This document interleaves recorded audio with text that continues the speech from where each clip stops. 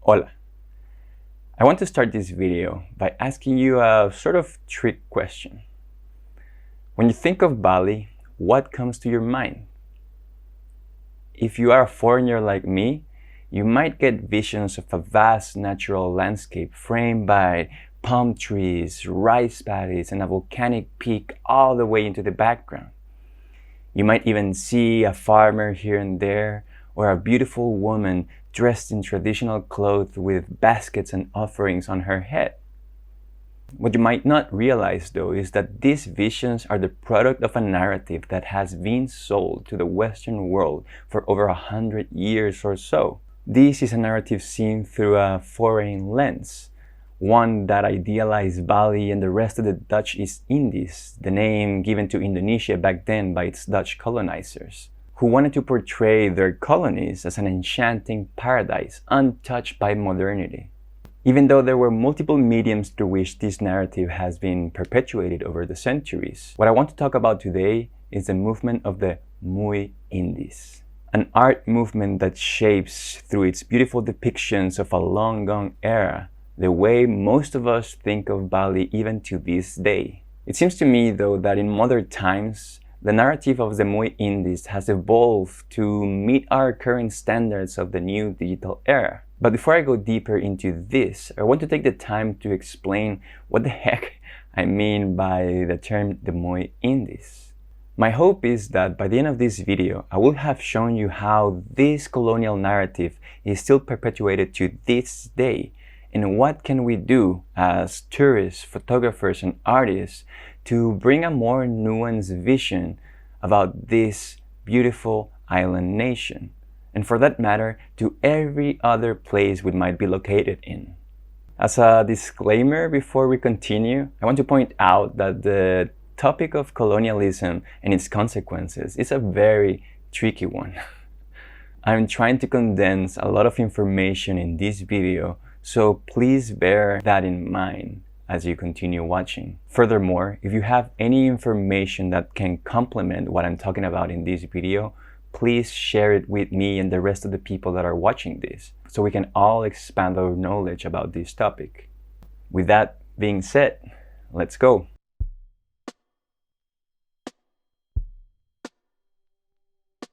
The Dutch East India Company, also known simply as VOC, established its presence in the Indonesian archipelago in the early 17th century, primarily driven by economic interests in spices and trade. The colonization of the Dutch East Indies, what is now known as Indonesia, spanned over 3 centuries and had a profound impact on the region, its people and its culture, including the arts. Dutch patrons played a significant role in shaping the artistic landscape by commissioning works of art that catered to its taste, often favoring depictions of idyllic landscapes, indigenous peoples, and exotic nature. These subjects catered to the European fascination for the Orient and reflected the Dutch desires to showcase the richness and beauty of their colonial possessions. The influence of European artistic styles such as Impressionism and Romanticism, mixed with local artistic traditions and motifs, led to the emergence of an artistic genre later known as Mooi Indies or Beautiful Indies, a term coined as a criticism to the genre by one of the pioneers of modern Indonesian art, Sindudarsono Sudjojono, to describe this style of art that romanticized what he called the holy trinity of mountains, coconut trees, and rice fields.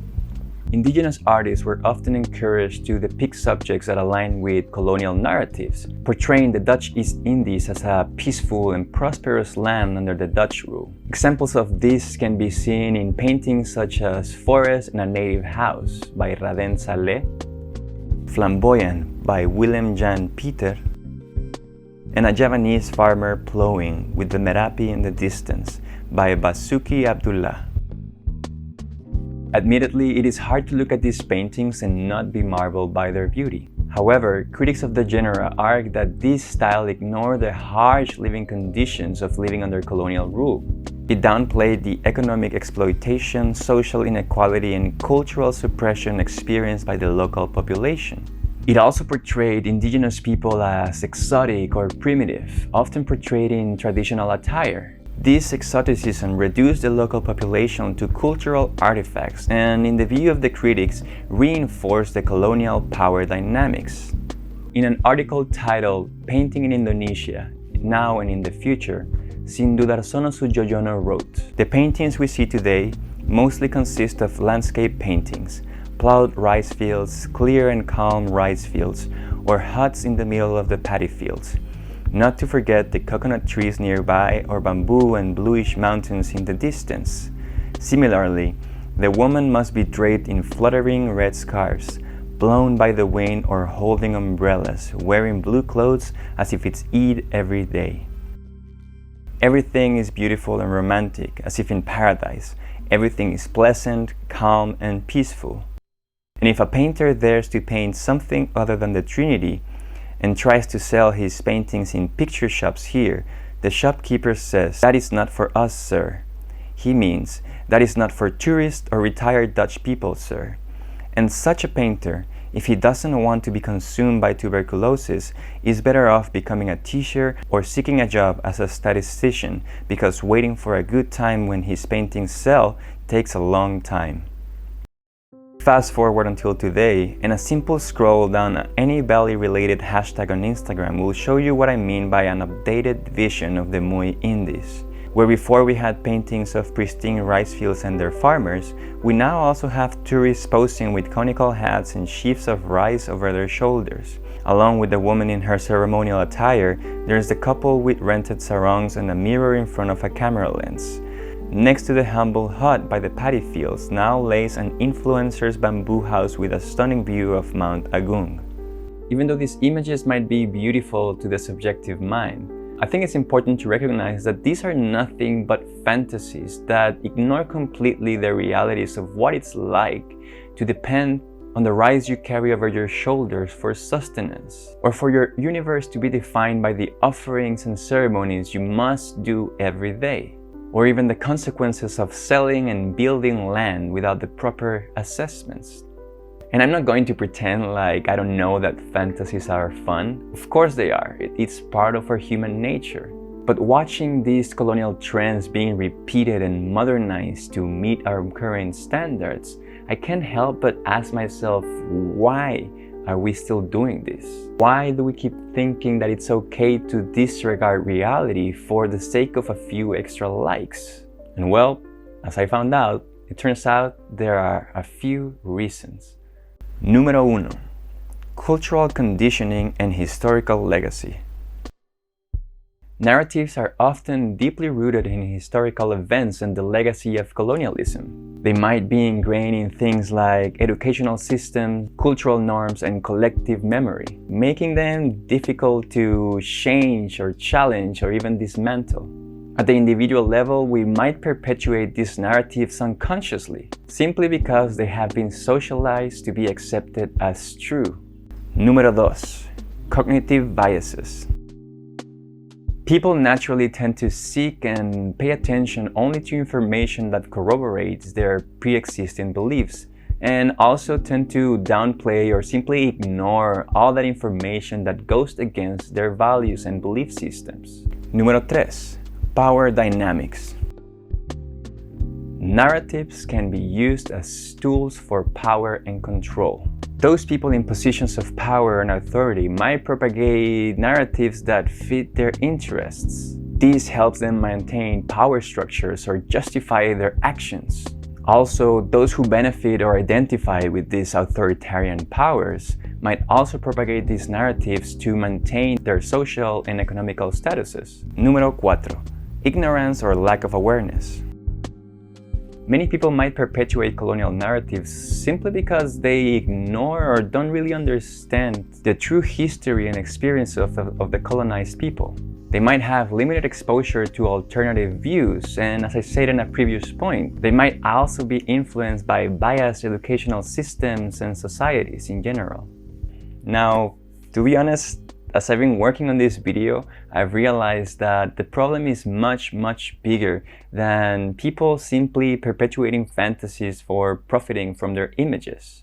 Most of the real problems comes from the wider systems that are currently in place. But for the most part, people who perpetuate these hard-rooted narratives do it mostly because they don't have access to another worldview, not because they are evil in and of themselves. Still, I believe that as the conscious travelers, photographers, and artists that we are in this channel, we have at our disposal all the tools necessary to change the narratives of Bali and any of the other places we are located in.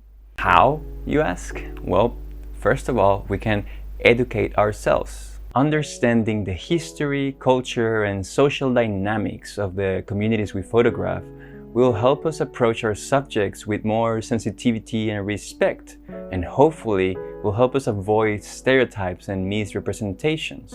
We can collaborate and build relationships with the local community. This allows for more authentic narratives to emerge, as it provides an opportunity to capture diverse voices and experiences. We can challenge stereotypes and assumptions by being mindful of the narratives and visual tropes that may reinforce power imbalances or perpetuate harmful stereotypes. But most importantly, we can recognize our own personal biases and privileges.